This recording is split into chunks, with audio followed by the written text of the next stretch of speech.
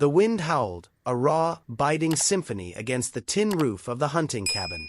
It mirrored the tempest brewing inside me. Chris's phone, held out like a venomous snake, displayed a profile picture. Laura. My Laura. But not my Laura. The woman staring back at me had the same smile, the same glint in her eyes, but it felt wrong. Like a perfect forgery. Look at this. Chris's voice was low, gravelly, a stark contrast to the usual jovial tone. Found it on some new, exclusive site. One of those discreet ones. My heart hammered against my ribs, a frantic drumbeat against the silence of the woods. I snatched the phone, fingers trembling. The profile was meticulously crafted, every detail echoing my own life. Seeking a man who embodies strength, kindness, and a touch of familiarity. The words were laced with a sickening sweetness, a parody of our own love story. Someone who understands the quiet moments, the unspoken desires. Phrases I'd whispered to her in the dark, now twisted into something grotesque. Nausea churned in my stomach. The air in the cabin, thick with the scent of pine and gunpowder, suddenly felt suffocating. I remembered the dinner last week, the way Laura had looked at me, a soft, almost pitying smile. I'd mistaken it for tenderness. Now, it felt like a cold, calculated observation. We'd been talking about a second honeymoon, a trip to Italy to rekindle the flame that had flickered in recent months. I'd felt the distance, the subtle shift in her demeanor, but I'd chalked it up to stress from the community project we were both involved in. A project that had forced us to spend a lot of time in each other's company, but also around a lot of other people. Chris, his face etched with concern, placed a hand on my shoulder. This isn't just some random affair, man. Look closer. He pointed to a section of the profile, a list of specific, almost clinical, attributes. Rare genetic markers, I read aloud, my voice a strained whisper. Specific blood type, certain bone structure.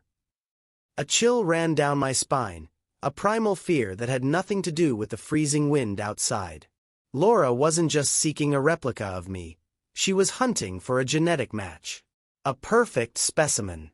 I recalled the way she had asked about my family medical history, how she had insisted that I get checked out for a few things. At the time it felt caring, now it felt like a calculated information-gathering exercise. Chris, a man haunted by his own failed relationships, shifted uncomfortably. This feels off, he muttered, his eyes dark. Like something out of a bad dream. The isolation of the hunting trip, the miles of dense forest separating us from civilization, amplified the sense of dread. The silence of the woods, usually a source of peace, now felt menacing, filled with unseen eyes and unheard whispers. I looked at Chris, his face pale and serious. "We're going back," I said, my voice firm. "We're going back now." I had to know what was going on. I had to know why. And a terrible, icy dread settled in my gut, telling me that what I would discover would be far worse than I could ever imagine. The tires screamed against the asphalt as Chris pushed the truck to its limits. The drive back was a white-knuckled blur, a desperate race against an unknown horror. Every mile felt like a betrayal, every passing tree a silent witness to the unraveling of my life. I was a coiled spring, wound tight with anger and a gnawing fear. Part of me wanted to storm into the house, confront Laura, demand answers. Another part, a colder, more rational voice, urged caution. What if I was wrong? What if there was some innocent explanation? But the image of that profile, those clinical details, burned in my mind, a brand of betrayal. We pulled into the driveway, the gravel crunching beneath the tires, a harsh counterpoint to the silence of the house. The front door was unlocked, a detail that sent a fresh wave of unease through me. We moved like shadows, our footsteps muffled on the carpet, the air thick with unspoken dread. The bedroom door was slightly ajar. A sliver of light spilled into the hallway. I pushed it open. The scene that unfolded was like a punch to the gut. Laura, her back to me, was entwined with a man I recognized. Robert, from the community project, someone I'd considered a casual acquaintance. The raw, animalistic nature of the moment was sickening, a violation of everything I thought I knew. Time seemed to slow, the sounds of their intimacy echoing in my ears, amplified by the shock and disbelief. My voice, when I finally found it, was a low, guttural growl. "Laura!" She spun around, her face a mask of shock and guilt, her eyes wide with panic. Robert scrambled to his feet, his face flushed, his eyes darting between Laura and me. The air crackled with tension, the silence broken only by the ragged sound of our breathing. What are you doing here?" Laura stammered, her voice trembling. "I could ask you the same thing," I said, my voice cold, hard. "With him." The confrontation was a whirlwind of accusations and denials, a chaotic mess of shattered trust and raw emotion. But amidst the chaos, a chilling clarity settled over me. I wasn't going to let this go. I wasn't going to be played for a fool. "We're done," I said, my voice flat, devoid of emotion. "But I want to know why." Chris, who had been silent until now, stepped forward. "We're going to get to the bottom of this," he said, his voice firm. "Every last detail." The decision was made then, a silent pact between us. We needed answers, and we were going to get them. We needed to know what was going on, and we were going to find out. We would install cameras. We would watch. We would wait. Not just for legal reasons, but for the burning need to understand the twisted logic behind Laura's betrayal. My friend knew a guy, a tech whiz who specialized in discreet surveillance. Within hours, our house was wired, hidden cameras tucked into corners, disguised as smoke detectors and picture frames. The house, with its numerous blind spots and hidden storage areas, made the task more challenging. We started watching. Days turned into nights, the glow of the monitor illuminating the darkness of the living room. We saw Laura's routines, her phone calls, her interactions with Robert. But there was something else, something hidden beneath the surface. We started to notice coded messages in her texts, cryptic notes slipped into books, hushed conversations in darkened corners of the house. It wasn't just an affair, it was something bigger, something more sinister. We were being watched. I could feel it. The way Laura would look around the house, like she was looking for something. Or someone. One night, the cameras captured a scene that sent a shiver down my spine. Laura, alone in the living room, was speaking into her phone, her voice low and urgent. "They're getting suspicious," she whispered. "We need to move faster." "Who?" I asked, my voice a hoarse whisper. "Who are you talking to?" But she didn't answer. Instead, she hung up, her eyes darting around the room, as if she could sense our presence. The cat and mouse game had begun. And I knew, with a chilling certainty, that it was only going to get more dangerous. The digital hum of the surveillance system became the soundtrack to my life. Every flicker on the screen, every hushed conversation, was a piece of a puzzle I was desperately trying to assemble. The footage was a twisted reality show, starring the woman I thought I knew, but revealing a stranger. We saw Laura meeting different men, not just Robert, in various locations. Dimly lit cafes, secluded parks, even a back room at the community center. Each encounter was a calculated move, a piece of a larger, more complex game. Her words, once filled with warmth and affection, now sounded like carefully rehearsed lines, designed to deceive. Chris, ever the pragmatist, suggested we bring in a professional. "We need to understand our legal options," he said, his voice grim. "And we need someone who can help us decipher this mess." Patricia Hill, a sharp, no-nonsense lawyer with a reputation for handling complex cases, became our confidant. Her office, a sleek, modern space overlooking the city, became our war room. She listened intently as we recounted the events, her expression shifting from concern to a steely resolve. "This isn't just a simple case of infidelity," she said, her voice low. "There's something else going on here." She advised us on the importance of meticulous documentation, the legal ramifications of our surveillance, and the potential for a messy public divorce. But more than just a lawyer, Kelly became a source of emotional support, a steady presence in the chaos of my life. She offered a perspective outside of my own pain, and helped me see the situation more clearly. The hidden cameras revealed more than just Laura's infidelity. They captured intimate conversations, whispered secrets, and a level of calculated deception that sent a chill down my spine.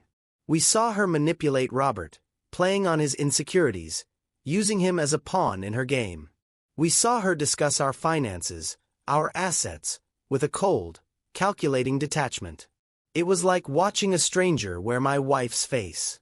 We decided to test her, to see how far she would go. We staged a prank phone call, pretending I'd been in a car accident. Chris, his voice strained with forced panic, called Laura, telling her I was in the hospital, unconscious. Her reaction was chilling. There was no immediate rush of concern, no frantic questions. Instead, she asked for details, specific details about my injuries, my condition, my location. Her voice was flat, almost clinical. It was like she was gathering data, not expressing concern. "She's not even pretending to care," I said, my voice hollow. "It's like I'm already gone." Kelly, watching the playback of the call, frowned. "This is unusual," she said. "Her reactions are not consistent with someone who is simply having an affair. This is more calculated, more strategic." As the days turned into weeks, the evidence mounted. We discovered that my online identity had been compromised. Someone had been accessing my emails, my social media accounts, my bank records. Laura's access to my personal information was becoming more and more apparent. The potential for this to become a public spectacle was growing, and I knew that if this got out, my life would be forever changed. Kelly started to act strangely. She would look over her shoulder, and sometimes when I would call her, she would whisper, and say she would have to call me back. I was starting to think that she was hiding something. One night, while reviewing the footage, we noticed something that made our blood run cold. Laura was meeting with a group of people, their faces obscured by shadows, their voices low and indistinct. They were speaking in hushed tones, using coded language, discussing plans that were clearly not about an affair. They were talking about the project, about the target, about the acquisition. "This isn't just about me," I said, my voice trembling. "This is something bigger." "It's a network," Chris said, his eyes wide with disbelief. "A network of some kind." The realization hit me like a physical blow. Laura wasn't just cheating on me. She was part of something else, something dangerous, something I didn't understand. And I was caught in the middle of it. The image of Laura whispering in the shadows, her words laced with secrets, haunted me. The realization that she was involved in something larger, something potentially dangerous, ignited a new kind of fear. It wasn't just about our marriage anymore. It was about my safety, my identity, my very existence. I decided to confront Robert, the other man, the one whose face I knew. I found him at the community center, his usual arrogance replaced with a nervous fidgeting. "We need to talk," I said, my voice low and menacing. He tried to play it cool, but the fear in his eyes betrayed him. "I don't know what you're talking about," he stammered, his voice cracking. "Don't play dumb with me," I growled, grabbing his arm. "I know about you and Laura. I know about the others." The confrontation was a torrent of accusations, denials, and half-truths. Robert, cornered and desperate, finally cracked. He confessed to being part of a group, a network of individuals connected by... Well, that was where it got strange. He spoke of genetic superiority, of a plan to create a new generation of humans with enhanced abilities. He rambled about Laura being the key, the prime breeder, because of her unique genetic makeup. "She's obsessed with genetics," I said, the pieces clicking into place. "My family history, the tests she insisted I take." Robert's eyes widened. "She told you about the tests." "What tests?" I demanded, my heart pounding. He hesitated, then blurted out, "She wanted to know if you were a carrier. For the recessive gene." The one that makes you compatible. A cold dread washed over me. Compatible? For what? What was Laura planning? Then came the bombshell. She's trying to get pregnant, Robert whispered, his voice trembling. With someone like you. But better. The revelation hit me like a punch to the gut. It wasn't just about infidelity. It was about a twisted eugenic scheme, a violation of my identity, my lineage. Laura wasn't just cheating on me. She was trying to replace me, to create a child that was everything I was, but improved. The confrontation escalated, voices raised, accusations flying. Robert, panicked and desperate, tried to flee, but I grabbed him, a surge of adrenaline giving me strength. We struggled, a chaotic dance of fear and fury. He pushed me, I stumbled, and he bolted. I chased him through the community center, a maze of hallways and darkened rooms. Suddenly, a figure emerged from the shadows, a man I hadn't seen before, his face hard and menacing. He blocked my path, his eyes cold and calculating. "Leave this alone," he growled. "You're in over your head." I tried to push past him, but he was strong, immovable. He shoved me back, sending me sprawling to the floor. Robert disappeared down a hallway, his footsteps echoing in the silence. I got up, ready to continue the chase, but the man grabbed my arm, his grip like iron. "This isn't your fight," he hissed. "Walk away, or you'll regret it." He had connections, this much was clear. Powerful people who wanted to keep their secrets buried. But I couldn't walk away. Not now. Not after what I'd learned. I wrenched my arm free, a surge of defiance coursing through me. "This is about my wife," I snarled. "This is about my life. And I'm not backing down." He lunged at me, and I instinctively dodged, sending him crashing into a wall. I took the opportunity to run, my heart pounding, my mind racing. I had to get out of there, had to find Chris, had to figure out what to do next. As I burst out of the community center, I saw a familiar car parked across the street. Kelly. What was she doing here? I ran towards her, a desperate hope flickering in my chest. Maybe she could help. Maybe she knew more than she was letting on. But as I got closer, I saw her face, pale and drawn, her eyes filled with a fear I'd never seen before. "Get in," she said, her voice urgent. "They're coming." They. Who were they? Before I could ask, a black SUV screeched to a halt beside us. Two men in dark suits emerged, their faces grim, their movements swift and purposeful. They were coming for me.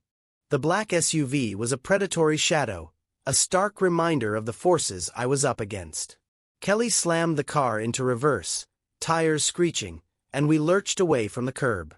The men from the SUV were fast, but Kelly was faster, weaving through the traffic like a seasoned escape artist. "They're not going to let this go," she said, her voice tight, her eyes fixed on the rearview mirror. "We need to disappear." We drove, a frantic, directionless flight, until we reached a secluded cabin, nestled deep within the mountains. It was a safe house, Kelly explained, a place where she went when things got too hot. "I should have told you," she said, her voice laced with regret. "I've been investigating them for months. They're involved in something big, something dangerous." The days that followed were a blur of paranoia and whispered conversations. We reviewed the evidence, piecing together the fragments of Laura's plan. It was a twisted experiment, a blend of genetic manipulation and social engineering. They were trying to create a new breed of humans, a superior race, and Laura was their key ingredient. The divorce proceedings were a battleground, a messy, protracted affair. Laura's lawyers were ruthless, painting me as a delusional, unstable man. The media, fueled by leaks and half-truths, portrayed me as a villain, a jealous husband seeking revenge. My reputation was in tatters, my life in ruins. But amidst the chaos, I found a sense of clarity, a newfound resilience. I started to rebuild my life, piece by piece. I found solace in a local woodworking shop, the rhythmic hum of the machinery a soothing balm to my troubled mind. The craft became my passion, a way to channel my anger and frustration into something tangible, something beautiful. The divorce was finalized, a bitter victory. I was free, but the scars remained, etched deep within my soul. The betrayal had left me with a profound sense of distrust, a lingering paranoia that colored my every interaction. I struggled to form new relationships, the shadow of Laura's deception always lurking in the background. One evening, while working in the shop, I received a call from Kelly. "They're gone," she said, her voice low. "They've disappeared. The whole operation vanished." It was over, or so I thought. But a sense of unease lingered, a feeling that I was still being watched. I noticed subtle changes in my surroundings, a car parked across the street, a figure glimpsed in the shadows. It was a whisper of a feeling, a sense that the story wasn't quite finished. Then, I received an anonymous package. Inside was a file, detailing the unintended consequences of Laura's actions. The genetic experiments, the attempts to create a superior race, had gone awry. There were mutations, unforeseen side effects, a ripple effect that was spreading through the community. People were getting sick, exhibiting strange behaviors. The group's ambitions had backfired, their pursuit of perfection leading to chaos and destruction. The very community they sought to elevate was now suffering the consequences of their hubris. I realized that my story wasn't just about personal betrayal. It was a cautionary tale, a warning about the dangers of unchecked ambition and the pursuit of power. I had reclaimed my identity, found a new purpose in life, but the fight wasn't over. I had to expose them, to bring their crimes to light, to protect the community from further harm. As I looked out the window of my shop, I saw a familiar black SUV parked across the street. They were still watching. And I knew, with a chilling certainty, that the game had just begun.